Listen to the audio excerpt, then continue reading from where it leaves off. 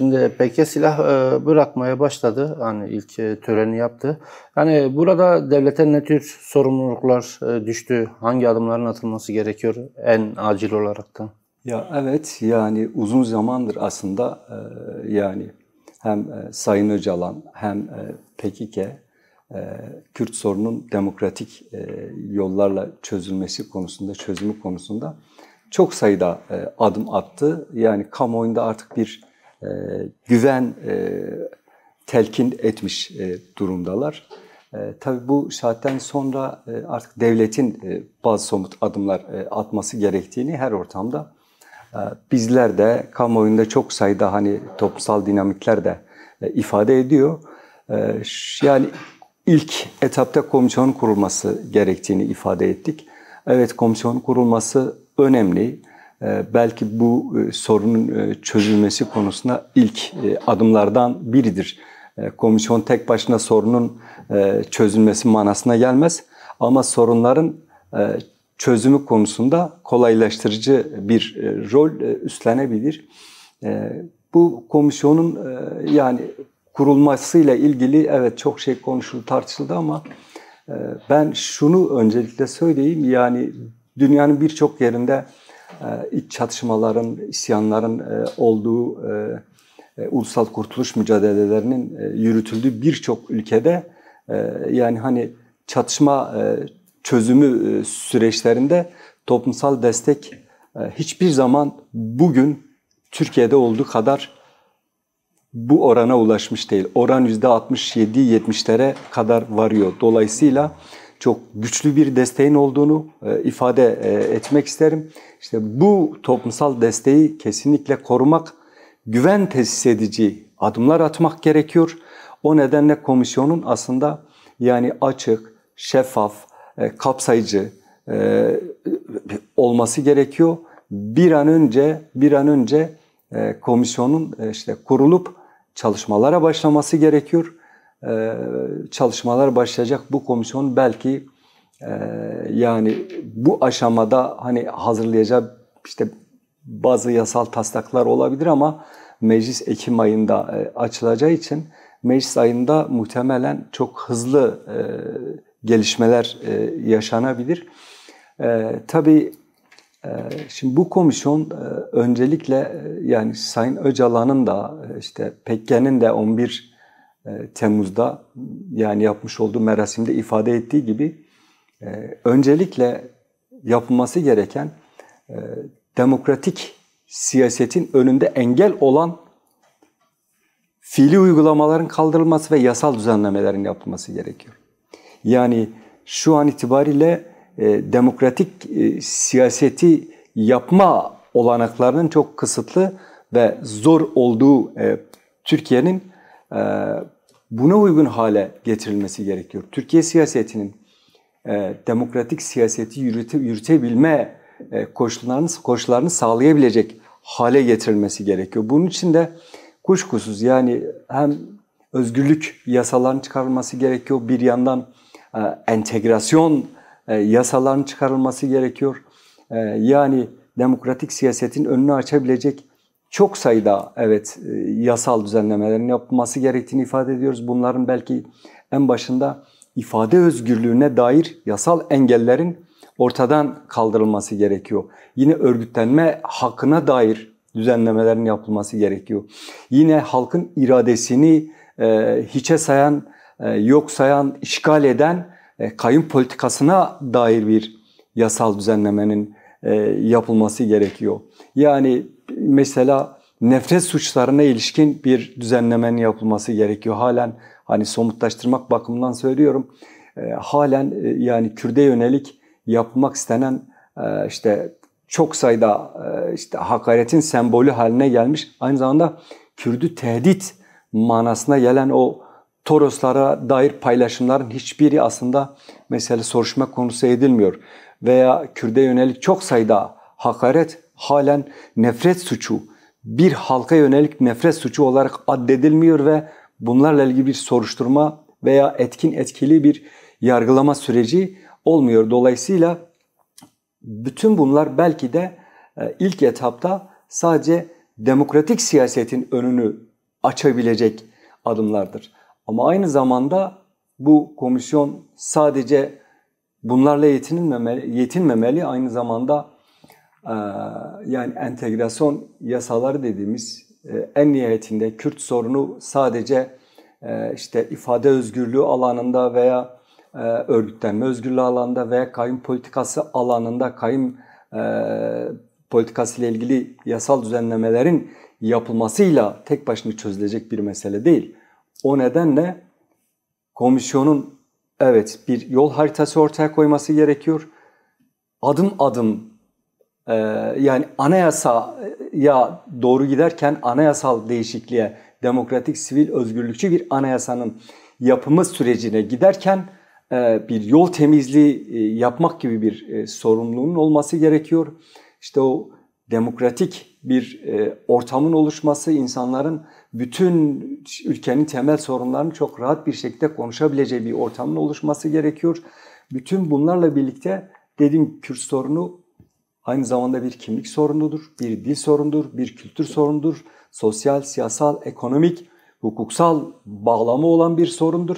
Dolayısıyla entegrasyon yasalarından bahsederken de aslında tam da bundan bahsediyoruz. Yani şimdiye kadar varlığını inkar ettiğiniz, asimile etmeye çalıştığınız bir halkın işte bu temel haklarının da sistem içerisinde tanınmasını sağlayacak yani entegre sürecinin de yaşanmasını sağlayacak bir takım adımların atılması gerekiyor. İşte komisyon bir bütün olarak bunları yapmalı. Tabii bunları yaparken sadece TBMM bünyesinde yani Meclis Başkanı'nın inisiyatifiyle kurulmuş bir komisyon tek başına bütün bunları yapabilir mi? Kuşkusuz bütün bunları yapacak şu an yani niteliğe de aslında niceliğe de sahip değil.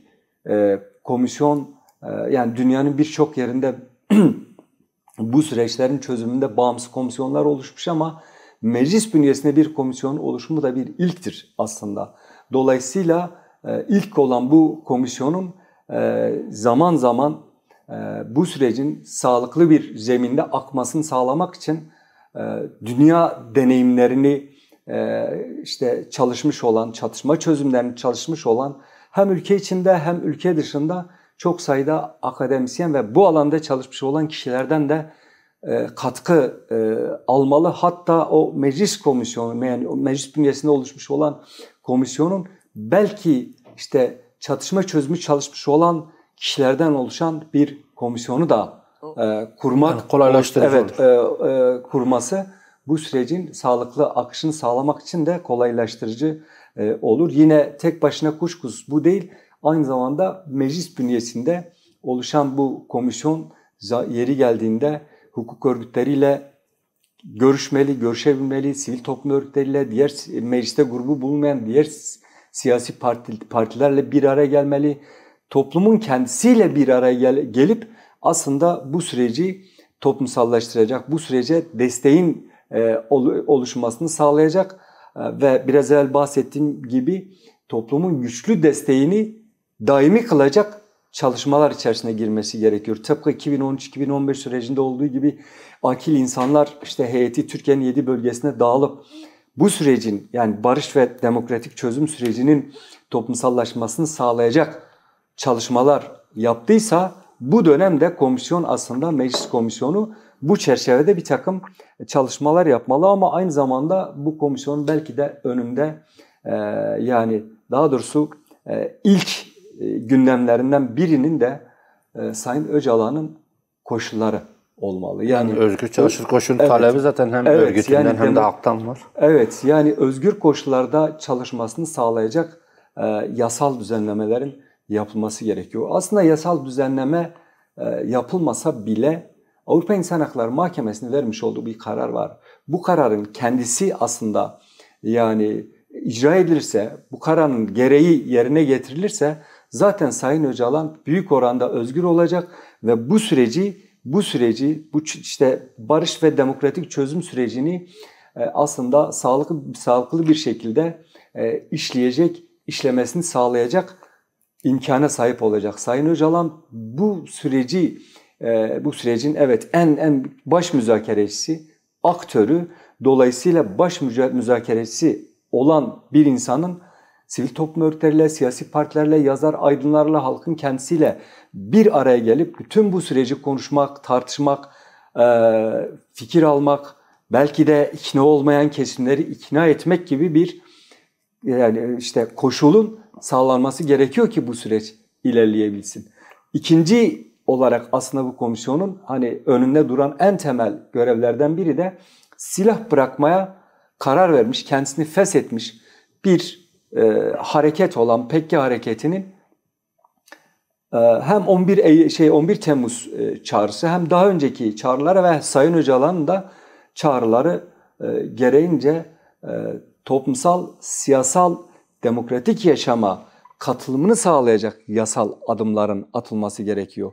En nihayetinde evet silah bırakma kararı alınabilir, kendisini feshedebilir ama o insanlar sonuç itibariyle demokratik siyasete katılmak için yani yöntem olarak silahlı mücadeleyi terk edip demokratik siyaseti esas alacaklarını söyleyen bu insanların demokratik siyaset alanına, siyaset zeminine, demokratik mücadeleye, siyasal mücadeleye katılımını sağlayacak yasal düzenlemelerin yapılmaması durumunda bu sürecin akışının mümkün olmayacağını pekala bütün kamuoyu da hepimiz de biliyoruz. Dolayısıyla aslında komisyonun önünde bekleyen, komisyonun yapması gereken çok önemli çalışmalar var.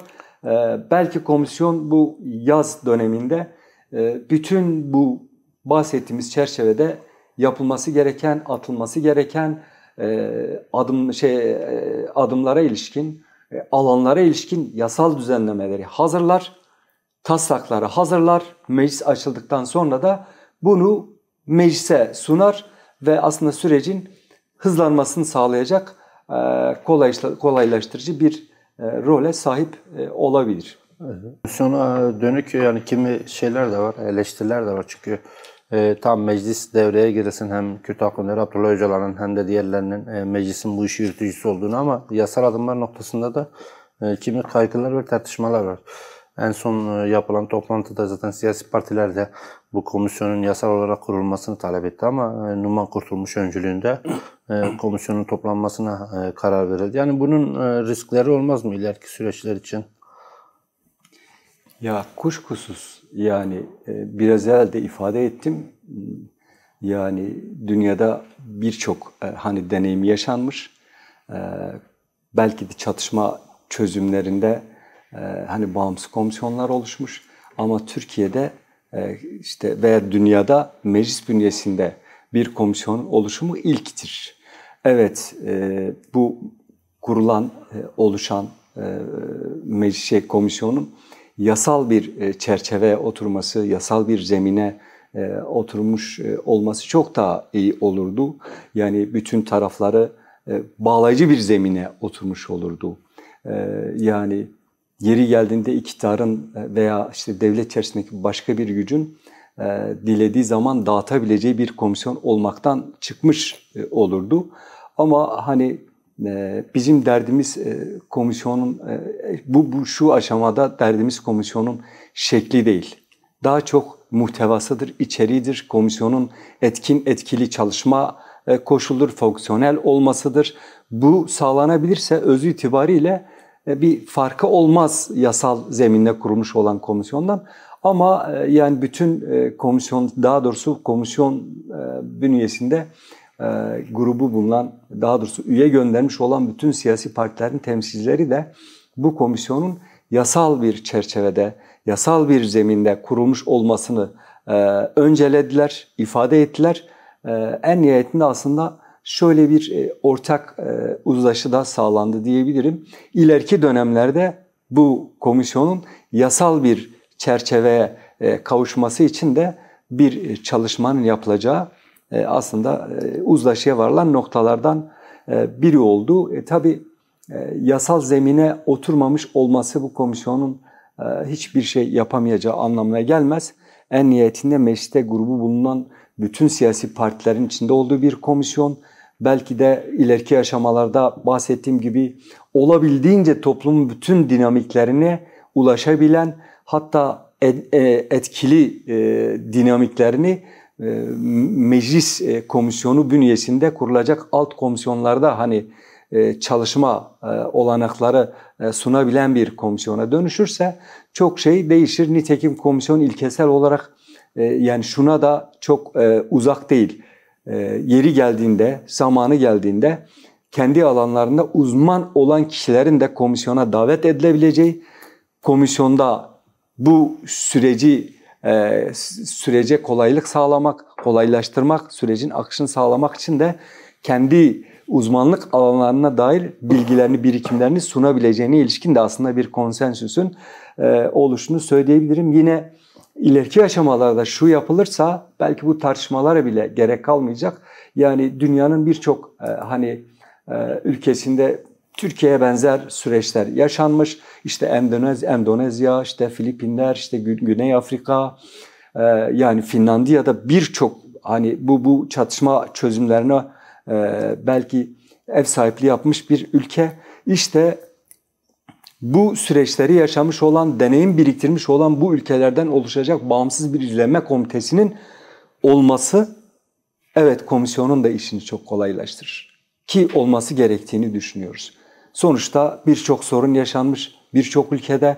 O ülkeler bu sorunu, evet, yani yapılan istatistiklerde yani her bir ülkenin özgün koşulları farklı olmakla birlikte işte kurulan komisyonlar, bütün bu süreçler, çalışmalar, atılan adımlar sonucunda %50 oranında bir başarının sağlandığı yani tespit edilmiş. Bunların en büyük örneklerinden biri de Endonezya'dır. Mesela işte bu ülkelerden oluşacak, bu ülkelerin kendi iç sorunlarının çözümü sürecinde yer almış olan aktörlerden oluşacak bağımsız bir izleme komitesinin oluşması da bu sürece büyük bir katkı sağlar diye düşünüyorum.